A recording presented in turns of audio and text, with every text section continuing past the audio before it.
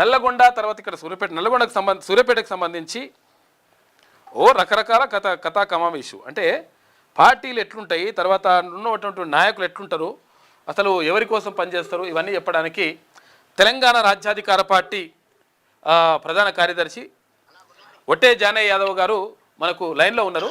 ఒకసారి ఏం జరిగింది, అసలు యాక్చువల్గా అక్కడ జరిగింది ఏంది, కథ ఏంది, అసలు పార్టీల నాయకులు ఎట్లా వ్యవహరిస్తారనే విషయాన్ని ఆయన చెప్తాడు. అన్న నమస్తే.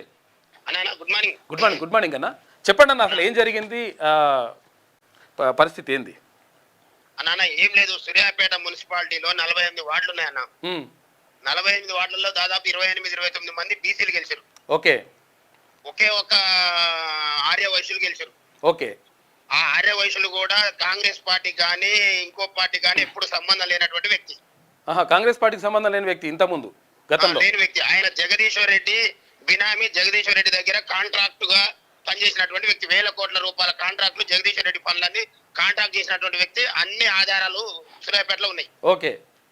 అలాంటి వ్యక్తిని జగదీశ్వర్ రెడ్డి, దామోదర్ రెడ్డి వర్గము, రమేష్ రెడ్డి వర్గం ముగ్గురు కలిసి కూడగట్టుకొని తలా 10 కోట్లు అతని దగ్గర తీసుకొని, ఇది బీసీలకు గనక ఇక్కడ ఇస్తే భవిష్యత్తులో బీసీ వాదం బలపడతా ఉంది కాబట్టి మనకు ఇబ్బంది అవుతుంది అనేటువంటి దుర్మార్గపు ఆలోచనతో మా బీసీ బిడ్డలు 29 మంది గెలిచి అందులో చైర్మన్ అర్హత కలిగిన వాళ్ళు అనేక మంది ఉన్నారు.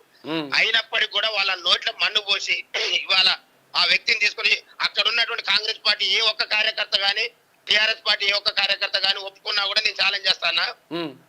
ఇలాంటి పరిస్థితులు ఇంకోటి ఆర్య వయసులలో కూడా ఒక మురిశెట్టి శ్రీనివాసు, ఒక కెచ్చిరేని శ్రీనివాసు లాంటి వాళ్ళు కాంగ్రెస్ జెండా పట్టుకొని అనేక ఏళ్ల నుంచి కొట్లాడేటోళ్ళు. వాళ్ళని పక్కకు పెట్టి ఈ నాయకులు తీసుకొని వచ్చి అంటే 10 ఏళ్ళు అధికారం లేకపోయినా కొట్లాడి తలపడ్డ వాళ్ళు అందరినీ పక్కకు పెట్టి జగదీశ్వర్ రెడ్డి వ్యూహంతో జగదీశ్వర్ రెడ్డి మనిషిని తీసుకొని వచ్చి ఇళ్ల పెట్టి వాళ్ళగా డబ్బులు తీసుకొని వాళ్ళ సూర్యాపేటలో ఉన్నటువంటి బీసీ, ఎస్సీ, ఎస్టీ మైనార్టీలు అందరి నోట్ల మన్ను పోసినటువంటి పరిస్థితి అన్న. ఇప్పుడు జగదీశ్వర్ రెడ్డి బీఆర్ఎస్ పార్టీ ఇప్పుడు చైర్పర్సన్ ఎవరు, ఏ పార్టీ? చైర్పర్సన్ కాంగ్రెస్ లకు పంపించి ఆయన నిలబడ్డ కాడ డమ్మీని బీఆర్ఎస్ క్యాండిడేట్ పెట్టి ఈయనని గెలిపించి 10,000 ఓట్లకు ఇచ్చి గెలిపించుకొని ఇవాళ ఇండైరెక్ట్ గా మళ్ళీ ఆయన మనిషి చైర్మన్. ఇప్పుడు కాకపోతే ఇప్పుడు బీఆర్ఎస్ కాంగ్రెస్ ఒక్కటే అయినట్టు ఒక రకంగా ఇప్పుడు ఒక్కటే. అంటే ఇవాళ 11 సీట్లకు వాళ్ళు పడిపోయి అన్ని చోట్ల డమ్మీ క్యాండిడేట్ పెట్టారు. అంటే దీని ఉద్దేశం ఏంటంటే బీసీల నోట్ల మన్ను పోయటానికి ఒక వ్యూహాన్ని రచించారు ముగ్గురు రెడ్లు కలిసి.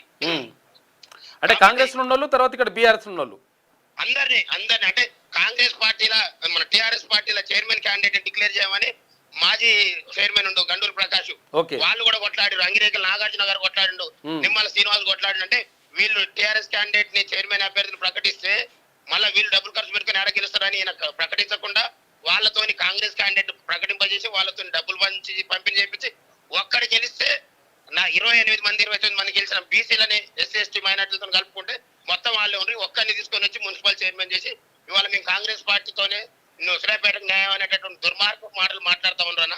ఇక్కడ ఉన్నటువంటి బీసీలు అధికారాన్ని వాళ్ళ ఆగడాలను చూసి భయపడి నోరు మెదిపే పరిస్థితి లేదు, కానీ వాళ్ళ అంతరాత్మ శోభిస్తా ఉందన్న. కాంగ్రెస్ పార్టీల దామన్న అని తిరిగినటువంటి వాళ్ళని రమేష్ రెడ్డి మనుషులు తీసుకుపోయి ఓడించారు.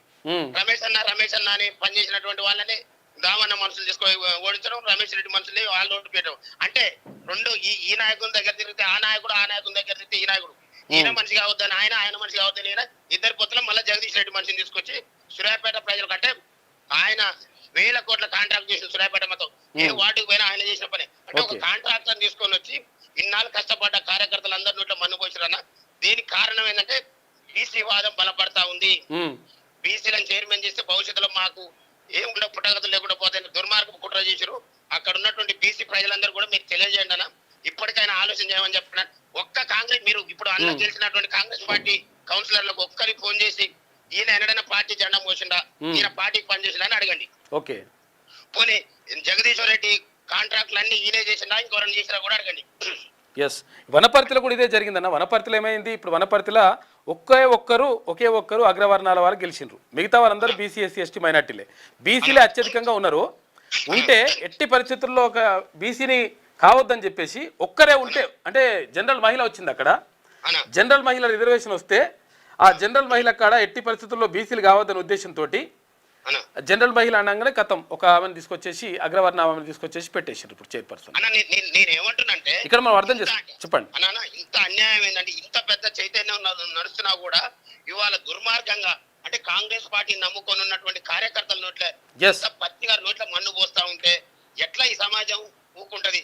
అక్కడ ఉన్నటువంటి కౌన్సిలర్లు అసలు ఎందుకు ఓపిక పడుతున్నారు? నిజంగా అక్కడ ఒక ఊర రామ్మూర్తి డాక్టర్ అన్న, ఆయన ఎప్పటి నుంచో కాంగ్రెస్ పార్టీ అంటే ఆయన అనేక సందర్భాలు మాట్లాడితే కాంగ్రెస్ పార్టీ ఉంటే నేను మున్సిపల్ చైర్మన్ అయితే జిల్లా పరిషత్ అంటే ఇట్లా ఎవరెవరైతే చైర్మన్ అర్హత అనుకుర్రో వాళ్ళందరినీ కూడా సైడ్ కొట్టడం కోసం ఇది ఒక పెద్ద అంటే ఇది సూర్యాపేట ప్రజలకు మీరు గుర్తు చేయండి అన్న. ఒక్కసారి సూర్యాపేట ప్రజలందరూ ఇప్పుడు మాకు ఆయన చైర్మన్ అయిన క్యాండిడేట్ తోనే మాకేం ఇబ్బంది లేదు, కానీ అసలు ఆయన కూడా కళలో కూడా ఊహించలే ఇవాళ ఆయన చైర్మన్ అని, ఎందుకంటే కాంట్రాక్ట్ చేసుకుంటాడు.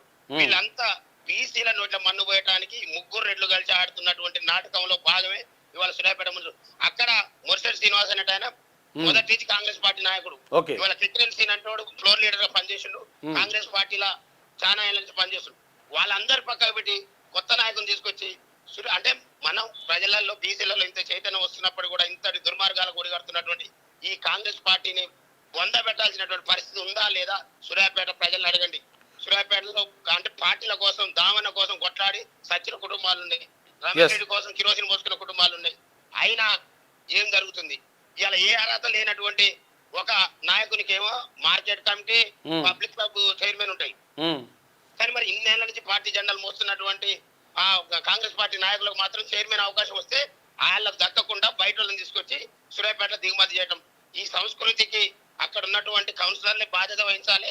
వాళ్ళు ఇప్పటికైనా బీసీల వాళ్ళ ఒంట్లో ప్రవహిస్తున్నటువంటి రక్తం బీసీలది అయితే, బీసీ కుటుంబాల నుంచి వచ్చినటువంటి వాళ్ళు అయితే ఇప్పటికైనా తిరుగుబాటు చేయకపోతే ఇది ఇంతకంటే ఎక్కువ చేసేది కూడా ఏం లేదన్నా.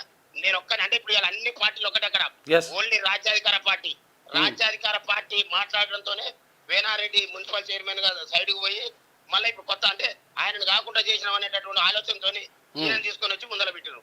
ఓకే, ఇప్పుడు మనం వయస్సులో అయితే మనకి ఏం అభ్యంతరం లేదు, కాకపోతే ఏంటంటే మిగతా పార్టీ జెండానే పోసినటువంటి వాళ్ళని పక్కకు పెట్టేసి ఇక్కడ పెట్టేసిండ్రు.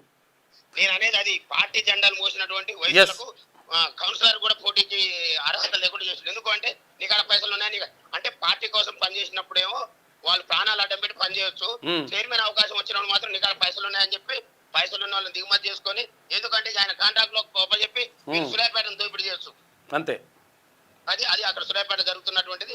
దీన్ని ఖచ్చితంగా గడప గడపకు కాంగ్రెస్ పార్టీ కార్యకర్తల ఇళ్లకు ప్రతి గడపకు నేను వెళ్తా అన్నా, ఖచ్చితంగా వాళ్ళకి ఇప్పుడు వాళ్ళ అంతరాత్మ క్షోభిస్తూనే ఉంది. కొంతమంది అలా మన మిత్రులు కూడా రాపర్ శ్రీనివాస్ గౌడ్ అనేట ఆయన, బాలు గౌడ్ అనేట ఆయన అడిగినట అసలు ఎవడినా ఏంది ఈయన చైర్మన్ ఏంది మేము జెండాలు పట్టుకున్నామని అడిగినా కూడా మీరు నోరు మూసుకోండి, ఎందుకంటే అధికారం వచ్చింది కదా, అధికారం వాళ్ళ చేతులు ఉంది కాబట్టి నోరు మూసుకోండి అంతే. కానీ వాళ్ళ అధికారం ఉందని నోరు మూపిస్తారు. రేపు 2028 తర్వాత వాళ్ళ నోర్లకు ఎవడు తాళం వేస్తాడో చూసాం.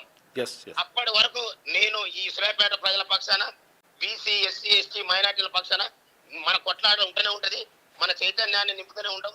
కానీ ఈ అగ్రవర్ణ పార్టీ నాయకులు ఇప్పటికైనా ఆలోచన చేయకపోతే వీళ్ళు అంతరించిపోతుంది తెలంగాణ అనేటటువంటి వాస్తవాన్ని మీ ద్వారా ఈ సమాజానికి తెలియజేయండి అన్న. థ్యాంక్ యూ అన్న, థ్యాంక్ యూ. ఓకే, నమస్తే. ఇగో ఇది పరిస్థితి చూసిరు కదా, సూర్యాపేటల కథ ఇట్లా నడుస్తుంది. సూర్యాపేటలో ఏమైంది? సూర్యాపేటలో నిజంగా కూడా అసలు యాక్చువల్గా బీసీలు అక్కడ చాలామంది ఉన్నారు, తర్వాత బలమైనటువంటి నాయకులు ఉన్నారు, పార్టీ జెండానే పట్టుకొని పార్టీనే ఫైనల్ అని చెప్పేసి అనుకుని ఉన్న వాళ్ళు చాలామంది ఉన్నారు, వాళ్ళని పక్కకు పెట్టేసారు. అయితే వయస్సులు ఎవరైనా ఉంటే మరి వయస్సులోని వేరే వాళ్ళని కూడా వయసును పెట్టడం మనకు అభ్యంతరం ఏం లేదు, కోమటి బిడ్డలు కూడా మంచిగా ఉండాలని చెప్పేసి అనుకుంటాం. కాకపోతే ఏంటంటే పార్టీ జెండా పట్టుకొని కాకుండా అప్పటికప్పుడు వచ్చినటువంటి పారాచూట్ నాయకులు ఎవరైతే ఉంటారో వాళ్ళకు ఇట్లా కట్టబెడతా ఉన్నారు. అది బీఆర్ఎస్ సపోర్ట్ చేస్తుంది దానికి, తర్వాత కాంగ్రెస్ సపోర్ట్ చేస్తుంది. ఇట్లా ఇక్కడ ఈ విషయాలల్లో అంటే బీసీలని రాకుండా చూడడానికి ఇక్కడ కాంగ్రెస్ అయినా తర్వాత బీఆర్ఎస్ అయినా అన్నీ ఒకటే అయిపోతున్నాయి.